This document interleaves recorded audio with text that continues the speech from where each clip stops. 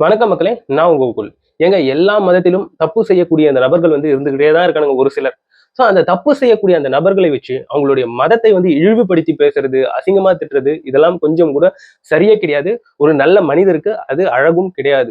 என்ன நடந்திருக்குன்னு பார்க்கும்போது ரீசெண்டா 2 பிரேக்கிங் நியூஸ்ன்றது இணையத்துல பயங்கரமா ஸ்ப்ரெட் ஆயிட்டு இருக்கு. அது என்னன்னா, நாசிக்ல இருக்கக்கூடிய டிசிஎஸ் அலுவலகத்தில் பெண்களுக்கு நடந்திருக்கக்கூடிய பாலியல் ரீதியான, மதமாற்றம் ரீதியான குற்றச்சாட்டுகள் இப்ப பகிரங்கமாக செய்திகள்ல சுற்றிட்டு இருக்குங்க. அதே சமயத்துல அதே மகாராஷ்டிராவில் இருக்கக்கூடிய அமராவதி அப்படிங்கிற ஒரு மாவட்டத்தில் இருக்கக்கூடிய ஒரு இளைஞன் அயாஸ் முகமது அப்படிங்கிற ஒரு பையன் நிறைய பெண்களை ஏமாற்றி அவங்களுடைய அந்தரங்க வீடியோக்களை எல்லாம் போன்ல வச்சுக்கிட்டு அந்த பையன் இப்ப ரீசெண்டா அரெஸ்ட் ஆயிருக்கான்.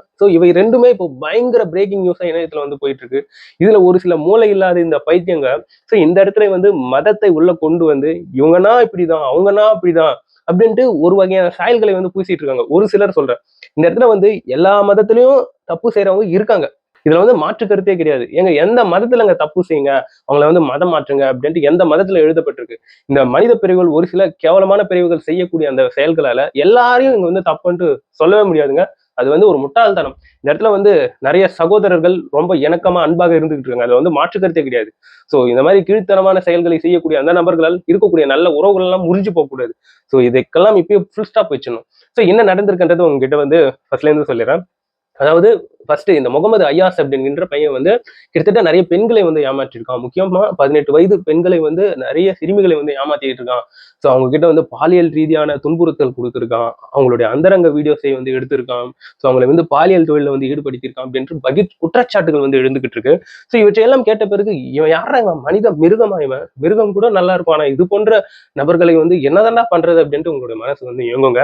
அதாவது மகாராஷ்டிரா மாநிலத்தில் இருக்கக்கூடிய அமராவதி அப்படிங்கிற ஒரு மாவட்டம் இருக்கு. அங்க இருக்கக்கூடிய பரத்வாடா அப்படிங்கிற ஒரு பகுதியில அய்யாஸ் முகமது அப்படிங்கிற ஒரு பையன் இருந்துகிட்டு இருக்கான். இவன் ஒரு கட்சியை சார்ந்திருக்கக்கூடிய ஒரு பையனும் தான். அந்த பையனுடைய ஆட்டிடியூட் சரியில்லை. அந்த கட்சியில இந்த பையன் சமூக பொறுப்புல அதாவது சோசியல் மீடியா ஹெட்டா அந்த கட்சியில அவனுக்கு போஸ்டிங் கொடுத்துருக்காங்க. இவனுடைய நடவடிக்கைகள் சரியில்லை அப்படின்ட்டு அந்த கட்சியில இருந்தே அவனை இடைநீக்கம் செஞ்சிருக்காங்க. அப்பேற்பட்டு இருக்கக்கூடிய முகமது அய்யாஸ் அப்படிங்கிற பையன் என்ன பண்ணிருக்கானா, அவன் இந்த வாட்ஸ்அப் மற்றும் ஸ்னாப்சாட் இதன் மூலமாக நிறைய பெண்கள் கூட தொடர்பு கொண்டு அவங்க கிட்ட நல்லா பேசி பழகி நிறைய பெண்கள் கூட தனிமையில இருந்திருக்கான், பிரைவேட்டா இருந்திருக்கான். முக்கியமா இந்த 18 வயது பெண்களை அவங்கள காதல் வலையில விழ வச்சு அவங்கள பிரைவேட்டா கூப்பிட்டு போயிட்டு தனிமையில வச்சு அவங்களுக்கு பாலியல் துன்புறுத்தல் கொடுக்கறது, அந்த மாதிரி கொடுக்கும்போது அதை வீடியோஸா எடுத்துக்கிட்டு அந்த அந்தரங்க வீடியோக்களை எடுத்து அந்த பெண்கள் கிட்ட அந்த வீடியோஸை வச்சு மிரட்டி அவங்கள பாலியல் தொழில ஈடுபடுத்துறதுன்ட்டு கேவலமான ஒரு செயலை செஞ்சிருக்கான். இவன் மட்டும் செய்யல, இவன் கூட இன்னொரு ஃப்ரெண்டும் இருந்திருக்கான், உஜர்கான் அப்படிங்கிற இன்னொரு பையன். இந்த ஆயாஸ் அப்படிங்கிற பையனும் இந்த உஜர்கான் அப்படிங்கிற இந்த பையனும் சேர்ந்துக்கிட்டு நிறைய பெண்களுடைய வாழ்க்கையை சீரழிச்சிருக்காங்க அப்படிங்கிற இந்த பகீர் குற்றச்சாட்டு என்பது இப்ப ரீசெண்டா எழுந்திருக்குங்க. இந்த ஆயாஸ் முகமது அப்படிங்கிற பையனுக்கு வயசு 19 தான் ஆகுது. இதுல மேஜர் குற்றவாளியே இவன் தான்.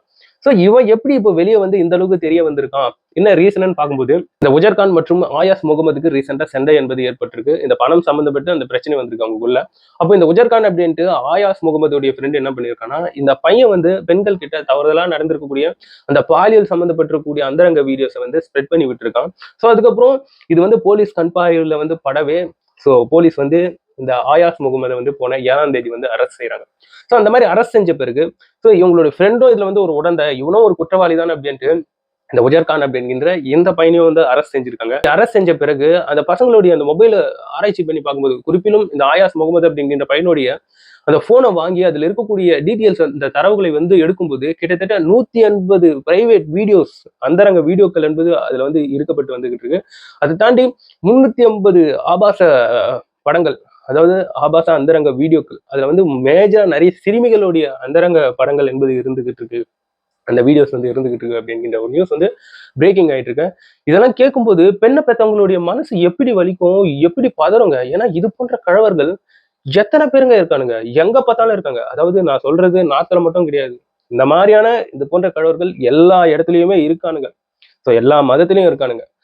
இவனை மாதிரி இந்த ஆட்களை என்ன பண்ணணும்ன்றது சுத்தமா புரிய மாட்டேனுங்க. இவனுங்களுக்கெல்லாம் சரியான ஒரு தண்டனை கொடுக்கணுன்றதுல மாற்று கருத்தே கிடையாது. இப்போ கோர்ட் என்ன பண்ணிருக்குன்னா, அவனுங்களை 7 நாளைக்கு நீதிமன்ற காவல்ல வச்சு விசாரணை பண்ணணும் அப்படின்ற மாதிரி இப்போ கோர்ட் சொல்லியிருக்குங்க. இதுதாண்டி இன்னொரு பிரேக்கிங் நியூஸ் என்னன்னு பார்க்கும்போது, அதே மகாராஷ்டிரா பகுதியை சார்ந்திருக்கக்கூடிய நாசிக் அப்படிங்கிற பகுதியில டிசிஎஸ் அலுவலகம் என்பது இருந்திருக்குங்க. டாடா கன்சல்டன்சி சர்வீஸ், முக்கியமா பிபிஓ கால் சென்டர் போன்ற ஒரு மிகப்பெரிய ஒரு அலுவலகம் நாசிக்ல வந்து இருந்திருக்கு. அந்த இடத்துல இப்போ ஒரு பகீர் குற்றச்சாட்டு என்பது எழுந்திருக்கு. கிட்டத்தட்ட 7 பேர் வந்து அரெஸ்ட் ஆயிருக்காங்க. ஸோ அதுல வந்து ஒரு பெண் ஹெச்ஆர் வந்து தலைமறைவாயிட்டாங்க. ஸோ அவங்க வந்து ஒரு மேலாளர் கூட. ஸோ அவங்க கிட்ட வந்து நிறைய பெண்கள் அந்த ஆபீஸ்ல நடக்கக்கூடிய அந்த பாலியல் சீண்டல் புகார்கள் இதை எல்லாத்தையும் அந்த பெண் கிட்ட, அந்த ஹெச்ஆர் கிட்ட வந்து கம்ப்ளைண்டா கொடுக்கும்போது அந்த பெண் வந்து அதை வந்து பெருசா எடுத்து பப்ளிஷ் பண்ணல, பெருசா அதை வந்து மாத்தல, எக்ஸ்கலேட் பண்ணல. அதனால அந்த பெண்ணும் தான் காரணம் அப்படின்ட்டு இப்போ வழக்கு என்பது அந்த பெண் மேலேயும் திரும்பி இருக்கு. பட் அந்த பெண் வந்து தலைமறைவு என்று சொல்லப்பட்டு வந்துகிட்டு இருக்கு. என்ன நடந்திருக்குன்னா, டேனிஷ் ஷேக் அப்படிங்கிற ஒரு டாடா கன்சல்டன்சி அங்க நாசிக்ல இருக்கு பாத்தீங்கன்னா, அங்க இருக்கக்கூடிய ஒரு ஊழியர் வந்து ஒரு பெண்ணை வந்து அவர் வந்து தொடர்ந்து யூஸ் பண்ணியிருக்காரு. பாலியல் ரீதியான துன்புறுத்தல் குடித்திருக்காரு. அந்த பெண்ணை வந்து மத மாற்றம் பண்ணறதுக்கு அவர் வந்து பார்த்திருக்காரு. ஸோ இது வந்து அந்த பெண்ணுடைய வீட்டுக்கு தெரியவே அவங்க போலீஸ் ஸ்டேஷன்ல போய் புகார் கொடுத்தாங்க. ரீசெண்ட் டைம்ல என்னுடைய பெண் வந்து இந்த முஸ்லீம் செய்யக்கூடிய அனைத்து வகையான செயல்களையும் செஞ்சுக்கிட்டு இருக்காங்க. இறை பிரார்த்தனையா இருக்கட்டும், போடக்கூடிய அந்த குர்கா இது போன்ற ட்ரெஸ் எல்லாம் போட்டுட்டு இருக்காங்க. ஏதோ சம்திங் டிஃப்ரெண்டா இருக்குங்க அப்படின்ட்டு போலீஸ்ல வந்து புகார் கொடுக்கவே போலீஸ் வந்து அந்த டிசிஎஸ் ஆபீஸ்க்கு வந்து மஃப்டில அங்க துப்புரவு தொழிலாளர்கள் போல பணி செய்வது போல அந்த ஆபீஸ்ல போயிட்டு அவங்க வந்து அங்க வேவு பார்த்திருக்காங்க. நிறைய விஷயங்களை வந்து கேதர் பண்ணதாக நியூஸ் வந்து வெளியே வந்துகிட்டு இருக்கு. ஸோ அதுல வந்து நிறைய மதமாற்றம் சார்ந்து இருக்கக்கூடிய குற்றச்சாட்டுகள் வந்துகிட்டு இருக்கு. நிறைய பெண்களுக்கு வந்து பாலியல் சார்ந்து இருக்கக்கூடிய துன்புறுத்தல்கள் கொடுத்திருக்காங்க அப்படிங்கிற இந்த பகிரங்க குற்றச்சாட்டுகள் எழுவே இப்போ வரைக்கும் 7 பேர் வந்து அரசு செய்யப்பட்டிருக்காங்க. இப்போ மிகப்பெரிய ஒரு சர்ச்சையாக பார்க்கப்படக்கூடிய விஷயம் என்னன்னா, இது வந்து மதம் சார்ந்து இருக்கக்கூடிய விஷயங்களா மாற்றப்பட்டு வந்துகிட்டு இருக்கு. அதுல செய்யக்கூடிய ஒரு கேவலமான செயலை செய்யக்கூடிய அந்த ஒரு சில நபர்களால் இங்க இருக்கக்கூடிய மொத்த பேரும் தப்புன்னு சொல்றது கொஞ்சம் கூட நியாயமே கிடையாதுங்க. இந்த இடத்துல நம்ம ஹிஸ்டரியை கொஞ்சம் எடுத்து பார்த்தோம்னா, தவறு செய்திருக்கக்கூடிய நபர்கள் வந்து ஏதோ ஒரு மதத்தை சார்ந்தவங்களா இருப்பாங்க.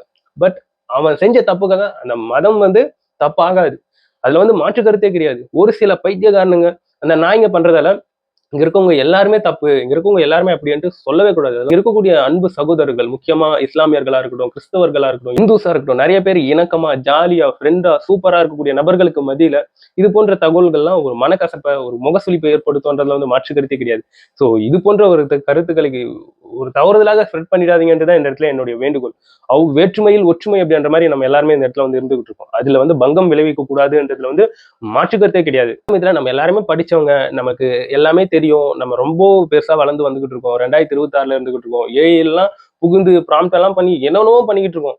ஆனா அனைத்து இறை நம்பிக்கையிலையும் நம்ம போய் பார்க்கும்போது அந்த இறை நம்பிக்கைகள்ல இவங்களை வந்து மதமாற்றம் செய்யுங்க, இவங்களை வந்து பாலியல் ரீதியாக துன்புறுத்துங்கன்ட்டு எங்கேயாச்சும் போட்டிருக்காடா? அதை நீங்க பார்த்திருக்கீங்களா? நான் எல்லா மதத்துல இருக்கக்கூடிய முக்கியமான குறிப்பேடுகளை தான் இந்த இடத்துல வந்து வச்சு பேசுறேன். அந்த மாதிரிலாம் எங்கேயுமே சொல்லல. அப்படி இந்த ஒரு சில பைத்தியக்காரங்க பண்ணக்கூடிய அந்த வேலைகளால யாரையும் இந்த இடத்துல வந்து இழிவுபடுத்தி பேசிடாதீங்க. எல்லாம் நம்மளுடைய சகோதரர்கள். என்னடா என் ரத்தம் உன் ரத்தம் வேறயா? ஆனா அந்த சாமியான் வந்த பிறகுதான் நீ அப்படி நீ இப்படி என்று மாறி போகுதுல. ஒரே கண்ணு, ஒரே மூக்கு, ஒரே வாய், ஒரே பிளட் தேவைப்பட்டதுன்னா எடுத்து ஏத்தனா கரெக்டா செட் ஆகுது. அப்புறம் என்னதான்டா உங்களுக்கு பிரச்சனை அப்படின்னு தான் சொல்ல தோணுதுல. எனிவேங்க, இதை பற்றி நீங்க என்ன நினைக்கிறீங்கன்றது என்னோட கமெண்ட் செக்ஷன்ல பதிவு பண்ணுங்க.